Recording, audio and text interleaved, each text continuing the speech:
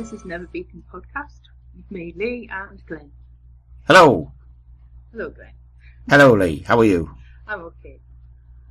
How's things? Oh, you will. I promise you.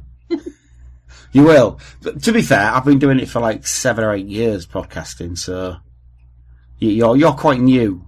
Yeah. So we'll forgive you. What are we doing today, Leigh? Oh, we're doing the Fourth Doctor. We are. First 4 series? Yeah, from 74 to 77. Yeah. So basically the Philip Hinchcliffe years, often referred to as the golden age of Doctor Who. Scary. So, pretty much, I would say. Just to give everybody a bit of context, at the end of Pertwee's run, as we said, he left because various reasons. He felt he'd done enough. Delgado was now dead. His team was breaking up, and he basically just didn't want to do it anymore after 5 years. So they searched and found this jobbing actor, and he really was. I mean, he was working on a building site part-time when they found him. They found this jobbing actor called Tom Baker, and they had a new production team in the show. But Barry Letts was going, 76 was going, so Philip Hinchcliffe started to produce, and Robert Holmes basically took over script editing duties. So it was basically a full change and a full turnaround of the show. Hinchcliffe had very different ideas than Letts and Dix, whereas Letts and Dix had been quite happy to be Earth-based. They'd been quite happy to be not so much sci-fi, but sci-fantasy-ish. Hinchcliffe wanted to toughen the show up a bit, make it less for little kids and more for young adults. And Bob Holmes just wanted to scare people. Yeah. Certainly did do that. So they had a first season where Letts and Dix had not so much screwed the pooch as such, but they'd lumbered Hinchcliffe and Holmes with old monsters. So you had a Dalek story, you had a Sontaran story, you had a Cyberman story. And Philip Hinchcliffe, if you read a few interviews with him about it, he's not very happy. Because he didn't want to have to deal with them. You can tell Robot was definitely more the Third Doctor story than the Fourth Doctor story. Well, there's a reason for that. Do you know what that reason is? What? Terence Dix had sort of put it about that there was a tradition in the Doctor Who office that the outgoing script editor, wrote the first Doctor Who story of a new regeneration. It's total tosh. He just wanted to write the story. So he wrote it, and he basically wrote it as if it was a Third Doctor story, effectively. It was sort of like a transition. But the story after certainly wasn't anything like a Third Doctor story. It was the Ark in Space. Oh, God, that book. That's just terrified us now. It's ace. I love the Ark in Space. It's kind of, I'm certain Ridley Scott somewhere was watching it. Of course he was. Had to have been. Because it is just basically Alien. Yeah. 5 years before Alien came out. But then, the hallmark, as it were, of Hinchcliffe and Holmes was taking existing horror franchises and adapting the idea of them for Doctor Who. So they weren't homaging and they weren't copying as they've often been accused of. They were sort of, you've heard of The Mummy, right? Well, this is our take on it. Yeah. You've heard Pyramids of Mars. Yeah, which is a great story. Oh, yeah. Absolutely. For the professor in that one. What, Marcus or Lawrence? Both of them really, but mostly Marcus because killed and turned into a bloody zombie. He is. Yeah. And he killed Paul Lawrence as well. But you do get stories like Brain of Morbius, which is basically Frankenstein. You do get things like Robots of Death, which is kind of Agatha Christie. Yeah. And the 10 Little Indians. Basically, that's what it is. And you do get a lot of that. And then things like Talons of Weng-Chiang, which is basically all the Fu Manchu type stuff. Yeah, with a little bit of Sherlock Holmes thrown in. Oh, absolutely. I mean, come on now. Wear the damn hat. Exactly. And virtually unshowable on British television now. Mm. There was no way they would get away with showing it, sadly, on British television. Because I honestly don't think it's racist. I've seen a lot of Twitter feeds which say, it's racist! It's so racist! It's not. It's maybe racially insensitive, but I don't think it's racist.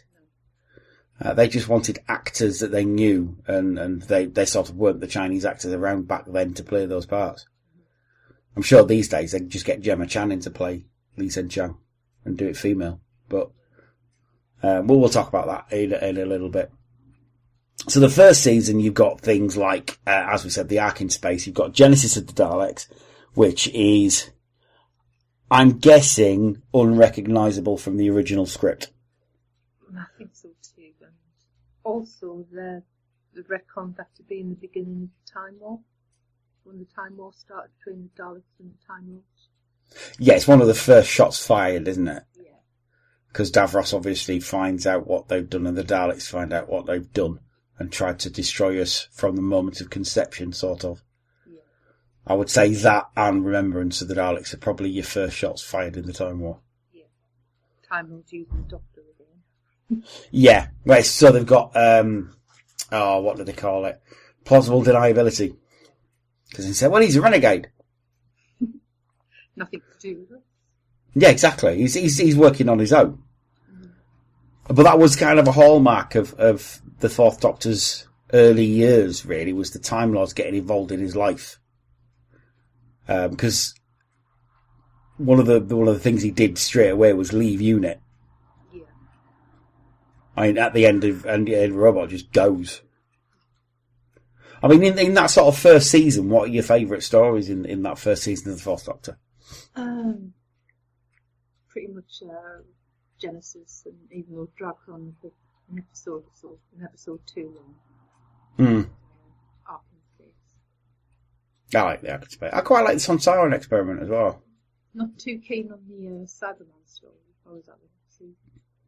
Which one, sorry? Cyberman story, which I've never heard the name of. Revenge. Yes, Revenge of the Cybermen. I've got a soft spot for it. Got some Oh, sorry, go on.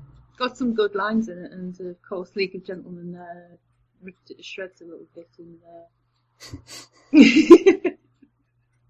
Even though they got it wrong, because they say it's like Derbyshire and it isn't, it's Wookey Hole. Yep. But that's fine. Now, I've got a soft spot for Revenge because it was one of the first videos I ever bought on my own. Because I got given the 5 Doctors by my auntie, and then I got some like Christmas money, and I went to the local video shop and they were selling it. Yeah. Because it was the first Doctor Who video ever released by the BBC. Yeah. I think the very first Doctor Who video I bought was Image of the Fender. Oh, nice. I do like Image of the Fender. I only ever saw it twice, and then it just vanished. I don't know where it went. Weird. That's one of my favourites. That's a Graham Williams one. We'll talk about that another time. But yeah, Ark in Space is a fantastic one. That's where he does the speech. Yeah. So it's just does the speech about humans indomitable. Yes, I was just thinking that this afternoon. And you got Noah, who turns horribly into a Wirren. That's the bit that creeped me out. Like, which people make fun of now because of the bubble wrap. Yeah, well. But the thing is that people didn't see bubble wrap in the 70s. It was, if you worked in an office, you'd see it, but it wasn't something that the public could have anything to do with. So it's this new thing. So back then it must have looked quite effective. Yeah. Especially in the way that they use it as well, because it's not an easy transformation. It's kind of like a Cronenberg thing. Yes. It's just, I've got a feel. I don't know why, but I've got this awful feeling of getting bloody parasite inside anyway. And that's just like, no, can't watch this bit. Close my eyes. Because it was Bob Holmes who wrote it, wasn't it, I think? So obviously it's going to be gruesome and... yeah, body horror. There's a lot of that in the Doctor's stories. Yeah, I think it was something that Bob Holmes liked. It was a bit of body horror. And Lovecraftian things as well. He did like a bit of Lovecraftian. So you've got those first stories. And And they really, they really did a lot with it, especially Genesis of the Daleks. They changed a lot in the Genesis of the Daleks because they had to. I mean, Terror Nation, basically, Terrence Dix says that, he just turned in what he always turns in. So they said, well, we've seen this one. We've seen this. And they actually pointed it out to him. And they said, this is what you did. And he said, oh, yeah, fair enough. So they gave it over to Bob Holmes, who basically just changed everything. Yeah. And I should just say that with regards to Genesis of the Daleks, we actually did lose this week, at that time of recording, Peter Miles, who played Nida. Yes, that is. Who was brilliant. He was Davros's right-hand man. Yes. Thank you, that's what I wanted to know! Completely over the top and completely believable as a bloody Nazi. Oh, yeah, absolutely. I mean, it wasn't his first turn in Doctor Who. I think it was his last turn in Doctor Who. But he was in quite a few audio dramas and he was in a stage play. And Gruber out of Hello Hello in it as well. Yes, Guy Siner, he was in it. He was brilliant as well, General Ravon. He was supposed to be like 20-year-old. It was sort of mirroring Hitler's bunker, where he had like sort of 15-year-old officers. Yeah. And all that kind, because they'd been at this war for like 1,000 years. And it was, this is a long time ago, it's supposed to be as well. It's not supposed to be sort of contemporary, it's supposed to be far, far in the distant past. And it ties in with The Witch's Familiar as well. Yeah. Well, exactly. And obviously you've got Davros there, you've got the creation of Davros, with the brilliant Michael Wisher. Yeah. Who wasn't... See, I don't want to say wasn't bettered until Julian Bleach came along, because that would really be sort of... It wasn't Terry Malloy's fault that he was overused in the 80s. Yeah. And Terry Malloy has since gone on to be very good in things like I, Davros. Yeah. And the audio dramas. He's brilliant in the audio, because he's finally getting to do what he wanted to do. Yeah, Davros, instead of just being this shouty thing in half Dalek. Yeah, which you see any interview with him, he hated that. It really wound him up. But JNT, that's what he wanted. Yeah, that's what ruined the end of Remembrance for me, really. It was pretty much a perfect story until Davros popped up and that was Yeah, it should have been Davros. Yeah. Should have just been the Emperor, I think. Yeah. But there you go. They did learn from it, and I think the new series has used Davros quite sparingly and effectively. But yeah, this was where you first saw him, with Michael Wisher. Yeah, evil as usual. And yet he wasn't. Yes, as soon as your kid comes into it, you say, yeah, he's evil. Yeah, and yet you see any interview with him, he was just this nice, vaguely camp man. Yeah. Same with Peter Miles. But there's a great bit, and if you've got the Genesis of the Daleks DVD, there's a whole the making of a classic, and it has a lot of interviews. Sadly, Michael Wisher passed away quite a while back, so the only thing they've got is archive footage of him talking about it. He says, he says, so the Daleks, poor days, they get very panicky.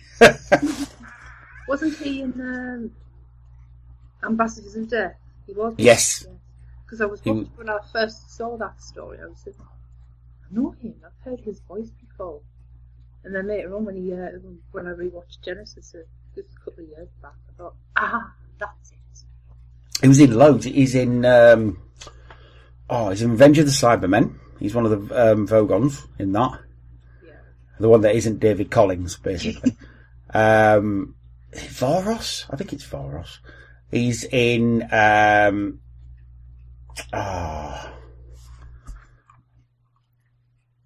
he's in one of the Peladon ones, I think he is as well. He's in, where is he? Carnival of Monsters, he's in that. Yeah. And he's in a load as well, and he did the Daleks for a long time as well. He did various Dalek voices in the early 70s. And I think Nicholas Briggs really likes his Dalek voices, because you hear a lot of them when Nick Briggs does the Daleks. But, yeah, he was very good actor. Same as Peter Miles. He's one of... The thing I found about Peter Miles the other day, he's a childhood friend of Dusty Springfield. And he's a brilliant jazz musician. And there's actually a song on YouTube you can actually listen to where he duets with Dusty Springfield. And he's brilliant. He's really good singer. Yeah, I'll have to have a listen to that. Absolutely. I think I put it on the Nerva Beacon official Twitter, at Nerva Beacon Pod. But yes, so you've had Genesis, you had Revenge of the Cybermen as well. And in fact, the cyber leader of that is a guy called Christopher Robbie. And he was a television announcer for Southern Television for a long time. Which just really freaks me out. But I quite like Revenge of the Cybermen. I think it's alright. But we'll move on. I will say, the companions he had in that era were Sarah Jane. She stayed on from Pertwee's era and stayed with him for a couple of years, a couple of seasons. And then you had Ian Marter playing the brilliant Harry Sullivan, who left after the first season. He left after the first story of the second season that he was in, Terror of the Saigons. Do you know the reason why he left, or do you know the reason he was there in the first place? He was there in the first place basically because they thought they were going to cast an even older man to be the Doctor, and they wanted an action man. He was Harry being a naval doctor, he was perfectly placed for that. Yeah, it was the same proviso that they used for Riker in Next Generation, Star Trek Next Generation, was that Riker was supposed to be the strong-arm man to go down on away missions, and Picard was supposed to stay up there because they thought Picard, because he's a bit older, he can't do so much. And I think somewhere along the line, Patrick Stewart said, fuck all that, and just started going down. And yeah, it was because originally they wanted a guy called Richard Hearn. I think his name was Richard Hearn, who played a character called Mr. Pastry. Yeah. Who kind of like a Mr. Bean character as far as I can. But he wanted to play the Doctor as Mr. Pastry. Oh no. And I said, no. Yeah. We don't want a doddery old man, basically. Yeah, that sounds like a bit like Marlon Brando wanting to play Jor-El as a giant suitcase. Yeah. Just weird. I don't know where people get these ideas from. Yeah, they'll play it as I want it to play it. That's how it works, right? Yeah. It's not how it works. So Ian Marter found basically that he wasn't doing much, and the writers sort of found it difficult to put him in. Which is a shame, because apparently him and Tom Baker got along really, really well. Yeah, you can see the two when you're watching all the bits outside, especially the landmine part in Genesis. You got that, and you've got the bomb part in Revenge of the Cybermen as well. Mm-hmm. Did you try and take that bomb off me, Harry? Well, yes, I did, rather. Did you kill that man? Yeah, well, yes, I think I did. Harry Sullivan is an imbecile! And but he said, I'm going. I've got other things I can be doing. Basically, he kind of didn't act much more after that. He became quite a successful author. Yeah, he did some of the Target novelizations as well. He did. He wrote that. I think he wrote Revenge of the Cybermen. I think he certainly did Sontaran Experiment, because I used to have that book, and he made a 2-part story, one of the biggest Doctor Who books ever. But he went on to he wrote the movie adaptation of Splash, the Tom Hanks film, and he wrote loads of Gummy Bear books as Ian Don, because his name was Ian Don Marter. And he just went Ian Don, and there's a great bit of lovely footage from an American public service broadcaster where they interview him about being on Doctor Who, and I think it was sort of 1984, I think he was. But he was in adverts as well. He did a bit of advert acting just to keep sort of money rolling in. Sadly, he died in 1986, I think just before his 42nd birthday, because he was diabetic, type 1 diabetic, and he had a diabetic heart attack, and it was very, very sad. I liked Ian Marter a lot. And they do get a bit sad and maudlin if you listen to this Genesis of the Daleks commentary. Yeah. Tom mentions Ian Marter, and it's really sad to listen to it now, because Liz Sladen gets really upset about it. Yeah. And it's upsetting now because she's gone as well. And it's really sad. But there you go, such is life, I suppose. But as we say, Ian Marter left at the end of Terror of the Saigons, which is one of my favourite ever Doctor Who stories. And I still maintain that the jump scare, the cliffhanger scare in episode 1 is the best and the scariest. Yes. Just where Sarah turns around and the Saigons there. And she screams. You never hear Sarah scream. And the fact that the Zygon just opens its mouth and it looks freaky. And, yeah. That's one of the best things that Moffat did, was bring them back. Yes, he did. I like the Zygons. They should have done more with them in the 70s and the 80s, but probably would have been ruined by JNT if he'd Lord, no. I think our listeners realise that we're not too keen on JNT. Do you know what? I've got no problem with him. I just think he wanted to pander to the Americans too much. Mistakenly. Because the whole reason the Americans wanted to, or liked Doctor Who, is because of its Britishness. So the fact, and we'll get into it when we get into, the next episode, with uniforms and costumes rather than clothes. And the question marks, and the funny ideas that he had, and the friction that he caused. It was like a British person's idea of what Star Trek should be like. Yeah, that's what he wanted. It was clear that he loved the show. It was clear that he lived and breathed Doctor Who, and I just think he wanted to change it too much from what it was, and he didn't need to. But he did save the show a couple of times. So although we do take the piss out of JNT, as a man, I absolutely have no problem with JNT. He seemed like a nice man. But he just he rubbed people's backs up the wrong way. But anyway. So season 13, which is the season which started with Terror of the Zygons, Planet of Evil, Pyramids of Mars, The Android Invasion, Brain of Morbius, and The Seeds of Doom. I mean, it's classic after classic after classic. Basically. So Zygons, classic. Planet of Evil, which is Jekyll and Hyde. Classic. Then you've got Pyramids of Mars right after that. Android Invasion, which, okay, some people don't like it, but I quite like it. I quite like it too. That's the last one Unit appeared in until the 80s, isn't it? Technically, they appear in The Seeds of Doom. Right at the end, they bomb the Crinoid. But yeah, Android Invasion is the last time Harry appears, and the last time Unit, like Benton and all them lot appear. Yeah. And then Brain and Morbius, which is stone cold classic, and The Seeds of Doom, which is one of my all-time favourite Doctor Who's. And it's got Boyce in it as well, so why would you not like it? It's another one I can't watch. Well, I can, but it's my eye closed because again, body horror. Crinoid is properly scary. Yes, it's terrifying. And it's proper nasty as well. It's all that body snatchers stuff, and it's Robert Banks Stewart. I mean, Robert Banks Stewart wrote that, and he wrote Zygons, and Doug Camfield did both of those. So also the ones where Graham Harper first sort of started doing production assistant work. And obviously, he'd come into the classic series in Revelation of the Daleks and Caves of Androzani, and then he'd direct loads of the new series stuff. Yeah, the Cybermen stories. Yep. I think he directed... Did he do The End of Time? I think Graham Harper was that. He did loads under RCD anyway. So Planet of Evil, very good. I like Planet of Evil. Any particular favourites of yours in that list? Can't remember. Pyramids of Mars? Yes, Pyramids of Mars. That's I remember when I was 17, they started showing, when we were about 17, they started showing them on Sunday mornings. And then because they weren't getting the viewings on BBC Two, because they put it on Saturday 10:30 in the morning, nobody was watching it, apart from me. You used to put it on UK Gold as well. I remember I used to have to work Sundays.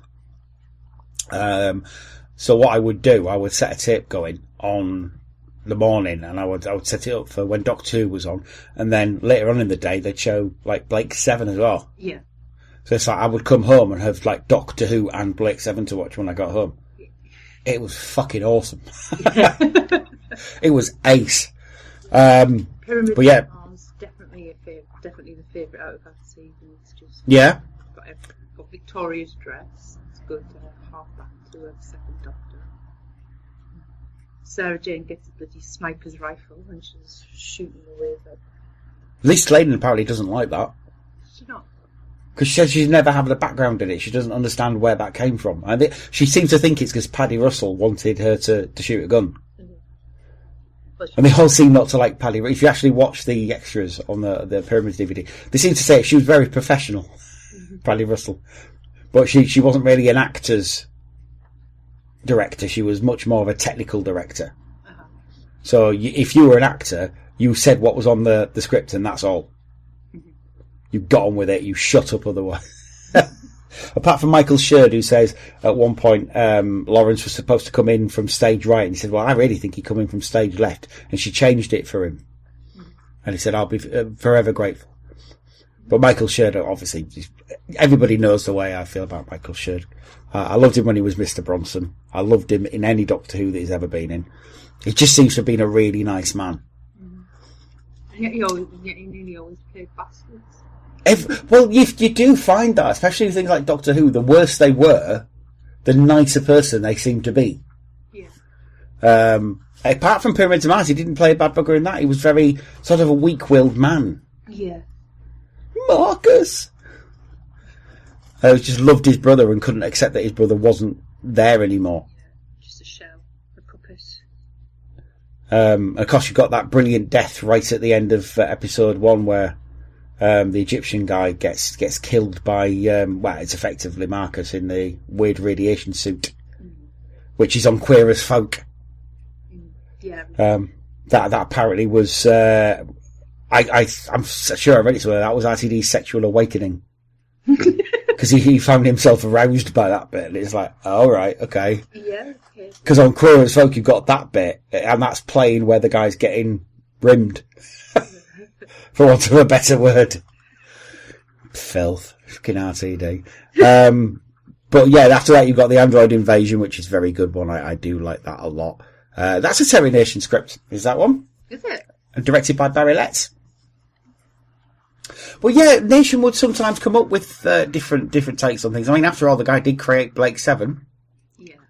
He had very little to do with it after the initial creation, I think, but it was mainly Chris Boucher. But Android Invasion, very good episodes. I do like the way Ginger Pop gets said a lot in that one. But it is integral to the plot, so that cliffhanger where Sarah's face falls off. Yeah, so I was just looking at a photo of that there. The android duplicate of Sarah's dreaming. Gave Mary Whitehouse palpitations, apparently, that one did. Yeah. She wasn't happy with that one at all. But very, very good, and I do like the Kralls. They pop up in the audio thing quite a bit with the Master, with the Beaver's Master. And they're stupid, basically. They're exceedingly stupid. Bryn and Morbius comes after that, which is great. I love Bryn and Morbius. That is scary. Yeah. It's that bit where Sarah's blind and she's trying to look for where Morbius is, but he's a brain in a jar. And it's the guy's voice, the guy who plays Morbius's voice is horrifying.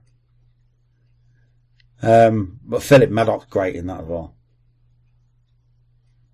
Everyone's great in the Brain of Morbius. And that is a Terrance Dicks one. Yeah, and also that's where the Sisterhood of Khan first pops up. Yes. They do, and they stay important again. It's something that Moffat brought back, and I'm glad he did, because it makes sense that they would be involved in the Time War. I often found it weird that they worked by magic, but the Time Lords worked by science. What, are they magic, or is it just science that's it's so arcane and ancient that it might as well be? It's like that Arthur C. Clarke thing, isn't it? Yeah. When a science is sufficiently technologically advanced enough, it's indistinguishable from magic. Mm-hmm. And that's like where the Carrionites come in. Yeah. Because they use words instead of numbers. So it looks like magic, but it isn't. It's science, just high science. Yeah. But they regard it as magic, so I suppose. And all I can ever hear, red fire. Anything you can't understand is magic. Well. Yes. And even the Time Lords can't understand the Sisterhood because they're older than the Time Lords. Mm-hmm. But I did great creation. And again, it's a Terrance Dicks one, even though on the show it says Robin Bland. Do you know how that name came about? No, go on. So Dicks wrote a script and Holmes basically took so much out of it and replaced it with so much that Dick got really angry with him and said, I don't want my name on it. And Holmes said, well, what do you want? He said, oh, put the blandest name you can. So he put the name Robin Bland. That seems to occur a lot through Doctor Who. I know a lot of scripts were rewritten and And attributed to other people, especially. Yeah. Well, see, your death was. Yeah. David Agnew. Let's have a look, see if I can find any here.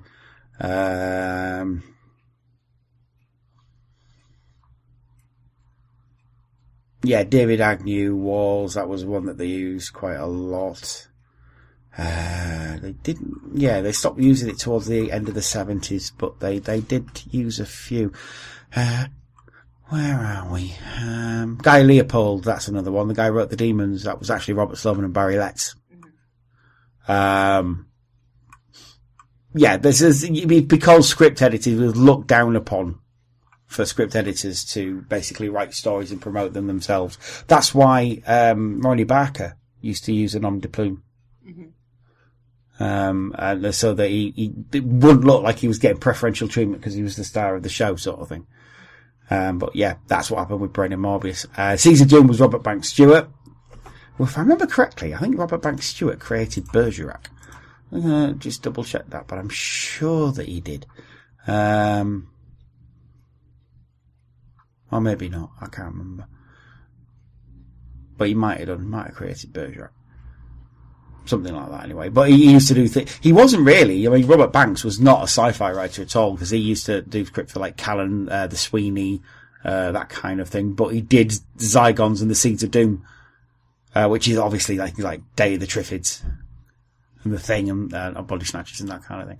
But that's one that scares you apparently, isn't it? Yeah. I love it. It's great.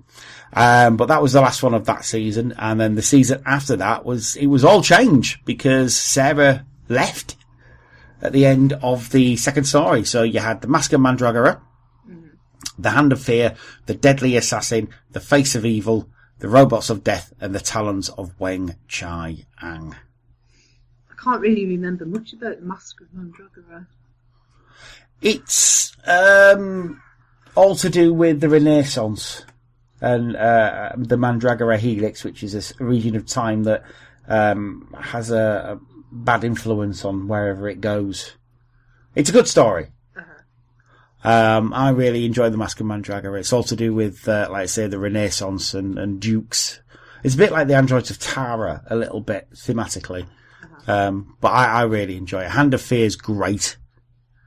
Even though it's always got problems because it's Bob Baker and Dave Martin, so there's always sort of problems with the script a little bit. But I do like it. I like it too. But it's most notable for Sarah Jane leaving pretty quickly as well. Yeah, he just practically boots her out the door.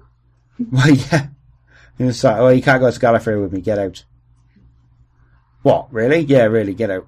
Yeah, I kind of understand that feeling, being booed out. But poor Sarah. And he dumped her in bloody Aberdeen. Aberdeen, yeah. Wasn't even where she needed to be. Although we didn't find that out for a few years. Yeah. And then you had Deadly Assassin, which was a compromise, because Tom Baker actually said, "Can't I be without a companion for a bit?" Mm-hmm. He wanted to do like a season without a companion, and they said, "No, you can't." Mm-hmm. And basically, yeah, he had to do one story, which is basically the Parallax View. Mm-hmm. So he's forced into killing the Lord President. Although he doesn't. And it's all to do with the Master getting the key of Rassilon.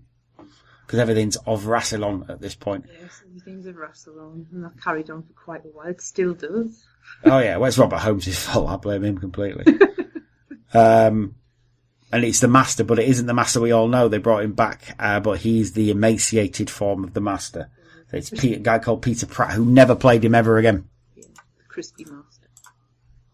Yeah, exactly, Crispy Master. But he played the Master for this, and then later on it was Geoffrey Beavers, who was one of my favourite Masters ever.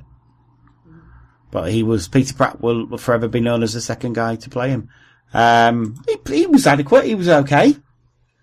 It's a very good story, it's Deadly Assassin, though. Very gothic horror, very cool. Yeah, and the Doctor almost gets killed on the model railway, the Garden Railway line. Yeah. Well, this is the one that caused all the trouble with Mary Whitehouse, because there's that freeze frame. David Maloney, the director, really liked using freeze frame. There's an episode where the cliffhanger is Chancellor Goth in the Matrix holding the Doctor underwater and trying to drown him, and it freezes on that. And Mary Whitehouse went up in arms and said, that you can't leave that image in a kid's mind for the next week. Totally missing the point that children liked this. Because, she probably never saw it. No. Like she never saw the Romans of Britain, but complained anyway. It was based on a Marty Feldman film, where they're all sitting around complaining about what's on television, and I can't remember what the hell it's called. I'm sure I'll dig it out. Marty Feldman. And I specifically remember one bloke specifically watching a dirty film, getting really excited about it, and then complaining about it. Oh, yeah. The National Viewers and Listeners Association, now known as Media Watch UK. So they're still around, sadly. Don't think anybody takes any notice of them. No, I don't think they took much notice of them back then, to be fair, did they?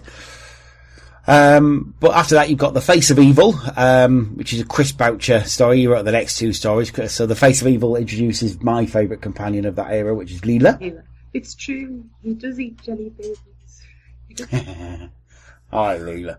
I like the fact that she's the smartest person on the planet. Mm-hmm. Even though she's a savage. She's still the smartest person there. And her dad dies really quickly. Yeah.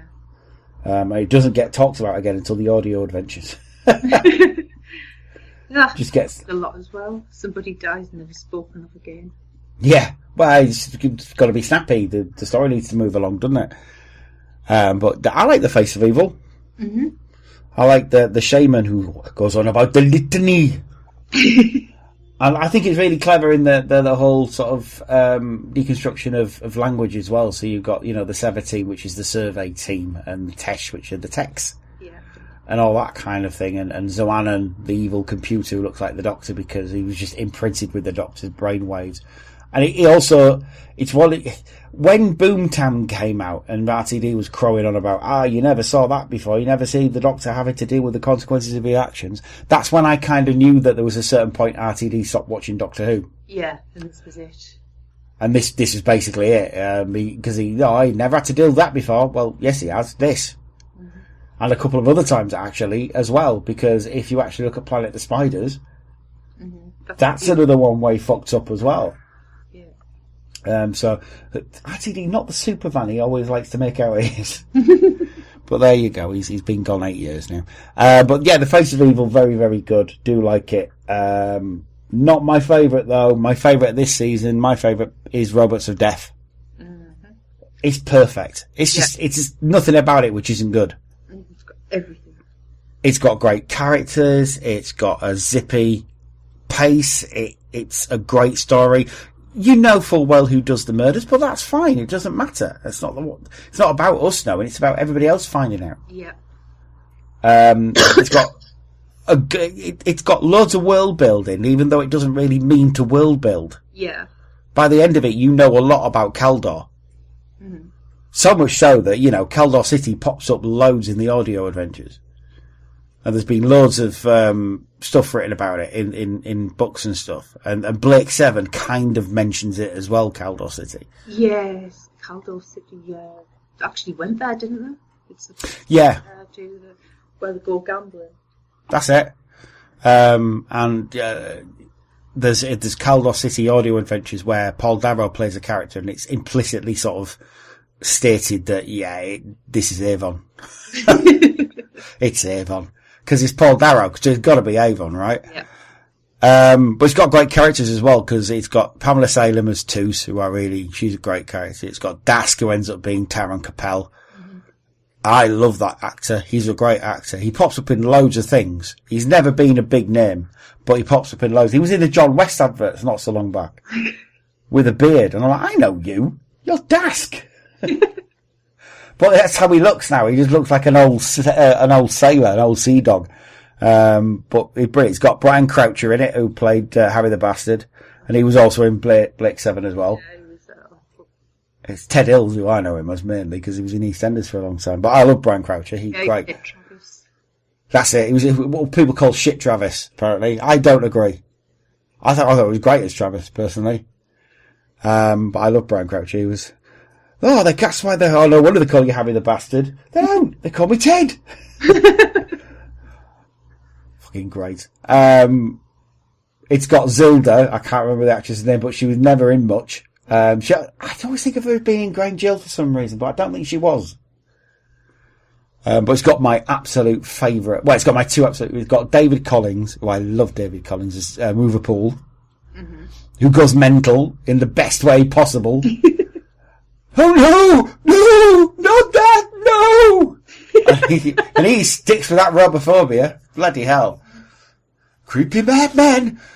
They've let me stay here, but they've got the power. Great. It's just a proper meltdown. Yeah. And then it's got Commander Ivanov, played by Russell.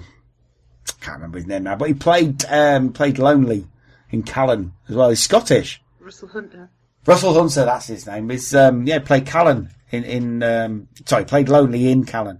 Very Scottish actor, and you can tell at the end of the serial he starts sounding a bit Scottish. But he's also extremely camp. Oh, do you? Oh, we came here by accident. Oh, small universe.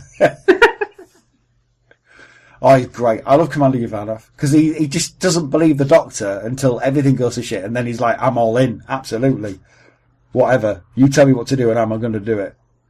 And there's also that bit because he was really slight. He's really thin and he wasn't very big. So the Doctor's carrying him like a damsel in distress. Yeah. It just looks weird.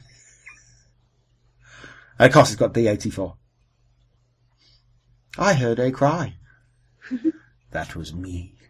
I heard a cry. That was me. I heard a cry. That was me. Oh, he was fantastic. It was D84.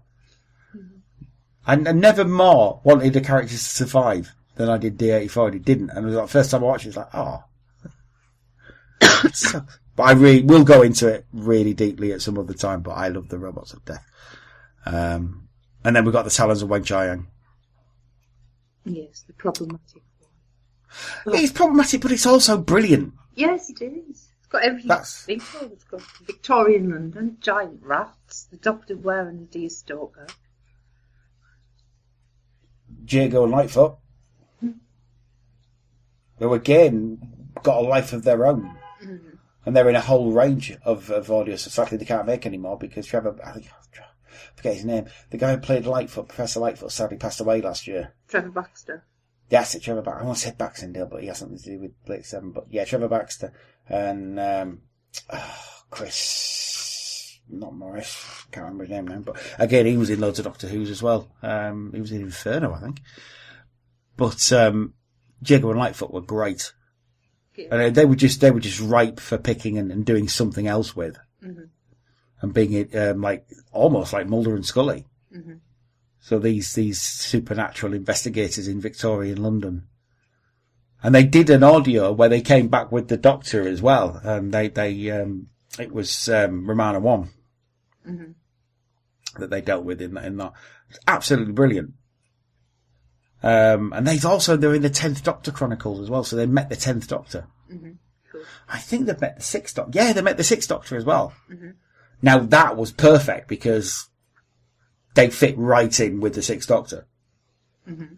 And I think, I always thought they should have done more Victorian stuff with 6. Because he fit. Yes, he does, oddly. With the verbosity. I was actually listening to the One Doctor the other day, the one that Clayton Hickman and Gareth Roberts wrote, with Biggins as the con man. Have you ever heard that one? No. Dude, you need to listen to the One Doctor. It's brilliant.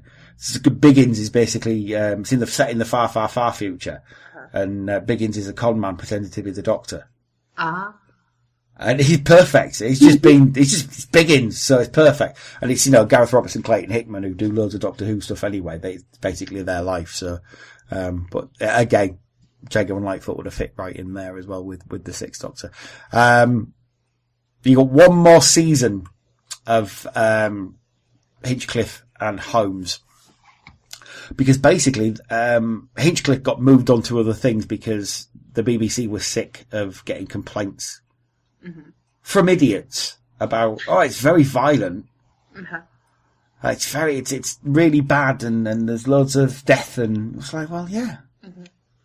But they kicked it off with possibly one of the, not the most violent, but certainly everybody dies. It's like Reservoir Dogs. So everybody dies apart from like them. Horror Fan Rock. I love Horror Fan Rock. That is my absolute favourite of the Fourth Doctor's entire. And I don't know why. I think it's just because they're all trapped in a life. I think it's basically because it's a one-room. Yeah. I agree. It's brilliant. I love it. It's one of my definite favourites of ever Horror Fan Rock. Because it's got a nice small cast. It's got an alien. It's not intrusive. It's almost, again, like Robots of Death. It's like a murder mystery. Yeah. Yeah, again, it's very Agatha Christie. Yeah. It's almost kind of a Third Doctor sort of vibe to it as well. I'm guessing that's because Terrance Dicks does it. But it's all that... They go on about the gothic horror of it. And I think that's definite a gothic horror. It definitely is. It's also, Leela's brilliant in it. She's never been better than she is in that. The characters that are played in it are great. It's a brilliant location. Yeah, it's very claustrophobic as well. Yeah, there's nowhere to go. You've got a set of characters in there which you don't necessarily like. Because Palmerdale's, Scarsdale, is it? Hang on, Palmerdale. Yeah. I want to say Palmerston, I'm getting mixed up here. Yeah. Character's called Skin. Palmerdale. Yeah, Skinsale and Palmerdale, there we go. Skinsale's fine, I like Skinsale. Even though it's a bit greedy and that's what kills him. Yeah. But then you've got Palmerdale, who's just no redeeming features at all. Awful character. You've got Adelaide, who I hate Adelaide. Leela just wants to knock a block off through most of it. Yeah, she gets very angry in this one. Will you shut up? And then the Doctor tells her to shut up a few times as well. It's because every time someone dies, she goes, "Oh no!" So annoying. Leela stops wearing her brown contact lenses. Yeah, well, Leela gets sick of being in those clothes, doesn't she? And she's like, I'll just wear a jumper and some trousers. Oh no, miss, they're men's clothes, they are. So I don't give a fuck.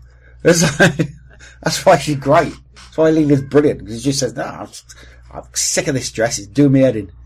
And again, it's the reason they go there is because of that running thread through the Fourth Doctor's time of that he wants to go to Brighton. And he does get there in the Leisure Hive, but it's like the Doctor always wanting to go to Blackpool and never gets there. Yeah, he's supposed to in the Nightmare Fair, isn't he? We never really got there. But, no, it's a great story. It's brilliant. I like the Rutan as well. It's the only time we ever see the Rutan. Yeah. This one explains a bit about the Sontaran and Rutan war a lot. Gives more depth to it rather than just fighting. Yeah, well, exactly. So, like, the fact that they're not really even interested in conquering the Earth. It's just a good base. Yeah. And they'll devastate it just for funsies. But also, it's good because it has to study the human form before it transfers. It's not just one of these aliens which just looks at a human and says, yeah, I can look like that, and does that. It's really gruesome because he does an autopsy on one of the humans, on Ben, I think it is, isn't it? Yeah. So he does an autopsy on him and basically eviscerates him, which, they even put him in a bag and just say, yeah, don't open the bag. And then it takes him a while to sort of get walking as Reuben. He just doesn't get to grips with the form quickly. So I just like all that. It's believable. It was also, in America, the subject of an intrusion, signal intrusion. You ever heard of the Max Headroom incident? Yes. It was Horror of Fang Rock, which was it was in part 1 that there was the signal intrusion. So it was Chicago television station WTTW was interrupted for about 90 seconds by a pirate broadcast featuring an individual disguised as television character Max Headroom. If you go to YouTube, put it in, you'll see exactly what happened. We won't go into it on here, but it's kind of weird. Mm-hmm. Freaks me out more than the actual show does. But Horror of Fang Rock, absolute classic. Some really good ones in this one, apart from the last one. You've got Invisible Enemy, Image of the Fendal, Sunmakers, Underworld, and Invasion of Time. Not so keen on the Invasion of Time, if I'm being honest. Mm-hmm. It goes on a bit long, and it's not very interesting. Mm-hmm. I am of the belief there are no really bad Doctor Who's, because the worst Doctor Who is still better than watching an episode of EastEnders. Yes, that's how I feel. It's like when everyone says, "Oh, that Star Wars film was shit." Well, you could either watch Star Wars or The Shape of Water, lads. So, it's up to you. But yeah, even the worst Doctor Who's better than fucking EastEnders or Corro. So, but Invisible Enemy, which is the one that brought in K9. Yep. Image of the Fendal, which is one of my personal favourites because it's got Mrs. Benedict Cumberbatch's mum in it. Yeah. It's got the Sunmakers, which I love. I love the Sunmakers. That's just Bob Holmes getting angry about a tax bill. And then Underworld, The Quest is the Quest. Yeah. Which of those are your sort of favourites of yours other than Fang Rock? Oh, Image of Fendal, like you say. I like that one because it's creepy. Dark. Really, it's dark and it's really creepy, and it really, really does send shudders up your spine when you watch that one. I don't know why, it just does. Because it's unremittingly bleak. Mm. It's another of those where practically everybody in it dies. Mm-hmm. And in horrible ways, because like Fendelman gets shot in the head. And it's another one with black magic in it. Yeah. Like the demons. We all like a bit of folk horror here, so. Oh yeah, absolutely. It's one of those great ones which tries to rationalise it and say, well, the reason that we get bad vibes around this place is because there's a fissure in space and time. The reason we use salt as a protection is because the Fendal's been affecting mankind for millions of years. Mm. And this is, traditionally what would kill it. And that's why we think that salt is a protection. The reason we get bad feelings around this sort of thing is because of this reason and so on and so forth. I quite like that kind of trying to rationalise things and say, well, there's a reason for it. It's not just a superstition, even though superstitions are, they do say in Image of the Fendal, but if a superstition's believed by enough people and it becomes true. Yeah. Plus it's got old mother Tyler in it, and I love her. Yeah. She played Peter Bowles' mum in To the Man Born. Mm. As well as she was always had a foreign accent, but in this she speaks like that. There been a dark existence to detect me, boy. It's got too much sense than most people. I've got Don out of Corro in it as well, who tried to kill Ivy Tilsley. Mm-hmm. But he plays on with the toilet's grandson, innit? All right now, Gran. He's great. He's brilliant. And Dennis Lill's in it, who I love Dennis Lill. He's great. And it's got Scott Fredrickson as well, who sadly died recently. But he's Max style. And he shoots himself. And the doctor gives him a gun to shoot himself. And it's like, fuck. This is dark. No wonder people hated this as well. Well, not people in general, but no wonder we've got loads of complaints. Oh, yeah, absolutely. I don't know why. I mean, you don't see anything. You hear a gunshot and then you see his body on the floor, but there's no blood or anything like that. It's like, he's dead anyway by that point. Yeah. But it also... People nowadays complain about the Doctor Who having guns in his hand. And yet, if you look back through all of it, he's always used guns every now and again. Well, people who complain about that have clearly never seen Resurrection of the Daleks, where he basically shoots a Dalek. Yeah. And then he points a gun at Davros. He can't do it, but he can definitely shoot a Dalek mutant, because he does it. Or like Vengeance on Varos and all the other ones. I don't know, I don't understand why people moan about it. But the story where he shoots when he's shooting the Cybermen in that one. Yeah, absolutely. But yeah, Image of the Fendal, great story. Sunmakers, like we say, very, very good as well. And Underworld. Got Villa out with Blake Seven in. Yes. Yes, Villa's in that. He's plays a very different character to Villa in that one, though. He's quite aggressive. Yeah. It's also got the character who's basically Dennis Healy. Mm-hmm. I can't remember his name now, the accountant, but he talks like that. And turned into a little green blob at the end. Like I say, Underworld after that, which was beset by financial problems. So half of it's CSO. Half of it looks great, and then half of it's in fucking CSO. So it looks awful. Yeah. But it has also Alan Lake in it, who was Diana Dawes' husband. Mm-hmm. Who's actually really good in it. It gets a lot of shit, does Underworld. And I feel a bit sorry for it on that one, but I really like it. It's a good story. I've seen worse. I've seen a lot worse in Doctor Who, but I've seen Dragonfire. Yeah. Even though I really like it. Dragonfire. Oh, I do. I do like Dragonfire, but fuck me, it's bad. That's where everybody says, "Oh, Sophie Aldred, she was a great actress." Yeah, watch Dragonfire. Yeah, She's not that great. But yes, and then you got the invasion of the time where Leela left, because she met up with a Time Lord once and said, "Yeah, I'll spend the rest of my life with him." Yeah. Odd. It's got sort of aliens who were invading Gallifrey who were basically just tinfoil, literally just tinfoil being bashed, and then the Sontaran show up out of nowhere, invade Gallifrey for no reason whatsoever, as far as I can tell. It's a weird one.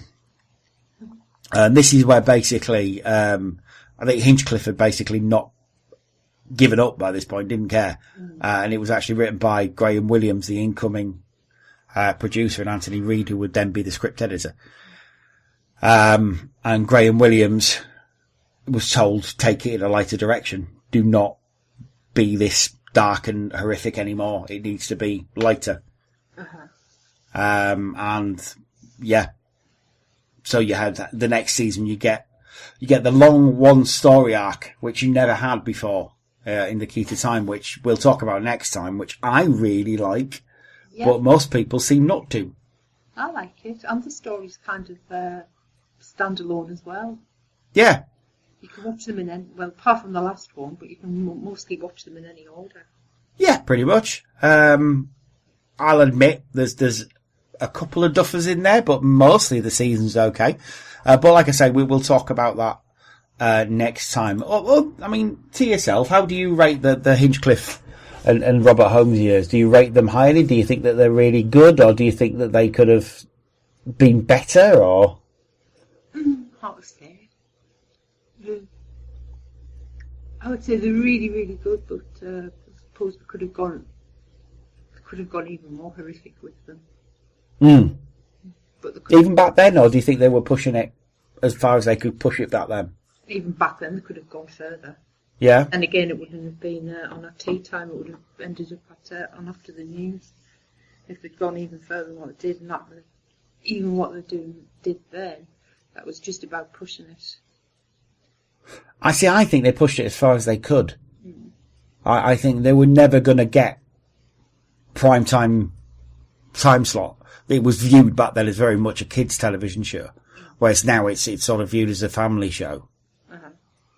I agree with you. I think they could have gone a bit further, but not much more, because they already had White House breathing down the neck, and they did have the support of the BBC. But I think the BBC at that time would also, I mean, they did and have a breaking point and said, no, we can't have this anymore. Yeah. Plus the fact that I think they were spending too much money as well, which is the main concern. They went over budget on Wen Chiang and things like that. Yeah, well, it starts to show later on, doesn't it? Oh, absolutely. When you get, I mean, it's so cheap until JNT comes in and basically says, no, we can do better than this. But we'll talk about that next time. So on the whole, you reckon a success for the Hinchcliffe years? Oh, yes. And if anybody wanted to if they've never seen any of it and they wanted to get 3 stories from that era, which 3 stories would you recommend? Horror Fang Rock. Yep. Deadly Assassin. Okay. That one explains so much about the Time Lords. Mm-hmm. And, I don't know. Pyramids of Mars? Yes, Pyramids of Mars, yeah. I will also chuck in Robots of Death in there as well. Because I love it so much. Excellent stuff. That's Doctor Who in the Philip Hinchcliffe and Bob Holmes years.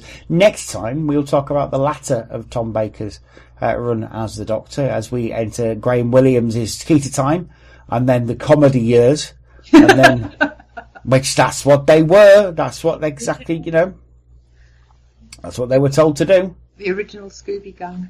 Yeah, pretty much. And then season 18, where it all goes a bit corporate and a bit maroon. Yeah. Excellent stuff. Leigh, if somebody was wanting to connect with you on the internet, I was going to say on Facebook, then on the internet in general, where's the best place for them to go? Twitter. Leigh fits in. Leigh_fits in. There we are. Fits in, spelled Fitzin, by the way, just so you know. Excellent stuff. And if you wanted to find me, it's at Cymru Nerd Cave on Twitter. And if you want to find me on Facebook, it's Glenn Jakeman. Please do send me a message on that one, just so I know who you are. If you want to find us on Facebook and Twitter, Facebook is going to be facebook.com/Nerva Beacon Podcast and Nerva Beacon Pod on Twitter. So please do connect. We're getting a lot of views now. We're getting a little bit more popular. But then we are posting a lot on various places on Facebook and Twitter. So people are starting to notice we're getting noticed. Scary stuff. Excellent stuff. Well, Leigh, as always, thank you for being on. It's a pleasure. I really, really enjoy doing these. Oh, me too, definitely. It's always fun to talk about Doctor Who with a mate, isn't it? Yeah. And we will try and get people on, try and get guests on as and when we can, but everybody's really busy at the moment, so we shall see what we can do. Leigh, say bye-bye to everybody. Bye-bye, everybody. Bye-bye, everybody. We'll be back next time with a bit more Doctor Who. Bye-bye for now.